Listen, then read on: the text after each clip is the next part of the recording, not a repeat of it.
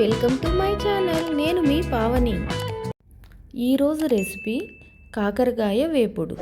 కాకరకాయ వేపుడును చేదు లేకుండా టేస్టీగా ఎలా తయారు చేయాలో చూద్దాం. ముందుగా 1/2 kg కాకరకాయలను తీసుకొని క్లీన్ చేసుకొని పెట్టుకున్నాను.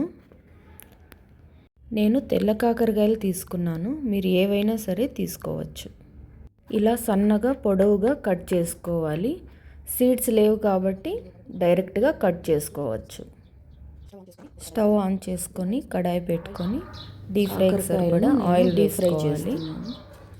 మీకు కావాలంటే తక్కువ ఆయిల్ వేసుకొని కూడా ఫ్రై చేసుకోవచ్చు. ఆయిల్ వేడైంది, అందులో కట్ చేసి పెట్టుకుని కాకరకాయ పీసెస్ వేసుకుందాం. కాకరకాయ ముక్కలు మొత్తం కలర్ చేంజ్ అయ్యేంత వరకు వేయించుకోవాలి. మా పిల్లలు తినరు కాబట్టి నేను ఇలానే చేస్తున్నా. ఇలా చేయడం వల్ల చేదు అస్సలు ఉండదు.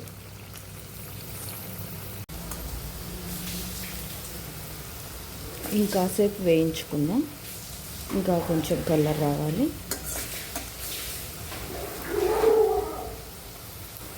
ఫ్రై అయిపోయాయి కదా, ఇప్పుడు తీసేసి పక్కన పెట్టుకుందాం.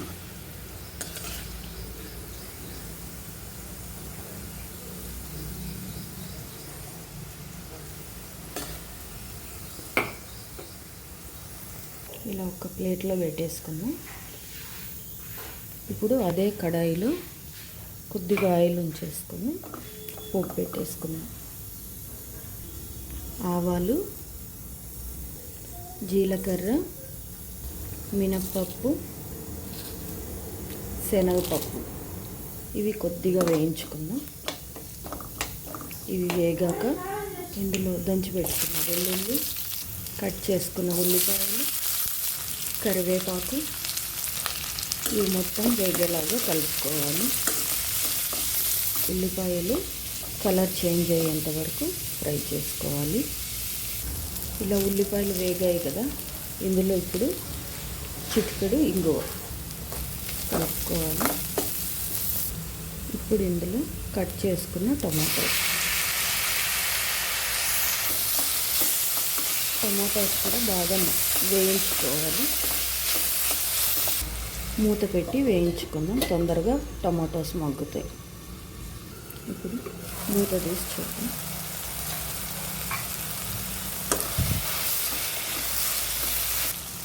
ఒకసారి కలుపుకొని పసుపు, కారం, ధనియా పౌడర్, జీరా పౌడర్ వేసి ఇవన్నీ కలుపుకోవాలి, చక్కగా కలుపుకోవాలి. మసాలాలన్నీ పచ్చివాసన పోయేంత వరకు ఫ్రై చేసుకున్నాం. ఫ్రై అయిపోయింది కదా, ఇప్పుడు ఇందులో ఫ్రై చేసుకున్న కాకరకాయ ముక్కల్ని వేసుకున్నాం. ఇందులో రుచికి సరిపడా సాల్ట్ వేసుకోవాలి. ఇందులోనే వేయించి పౌడర్ చేసుకున్న పల్లీల పొడి 2 స్పూన్స్. ఇప్పుడు ఇది మొత్తం కాకరకాయ ముక్కలు కలిసేలాగా కలుపుకోవాలి.